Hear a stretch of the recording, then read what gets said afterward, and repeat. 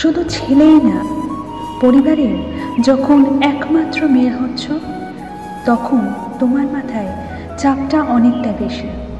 হতে পারে আদর আপ্যায়ন তোমার অনেকটা বেশি, কিন্তু যখনই তুমি আস্তে আস্তে বড় হচ্ছ তখন তোমার মাথায় পরিবারের যে দায়িত্বটা পড়ছে সেটা কিন্তু অনেকটা বেশি।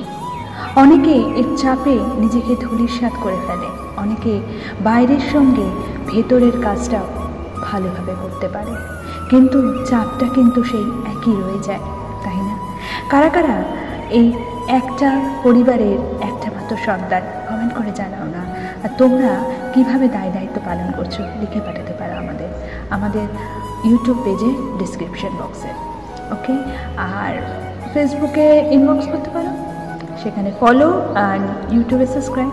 মিষ্টি মাধুরী ছিল তোমাদের সঙ্গে। আবার অন্য কোনো দিন অন্য কোনো ভিডিওতে হাজির হবো। টিল দেন টাটা, সবাই ভালো থেকো, ভালো রেখো।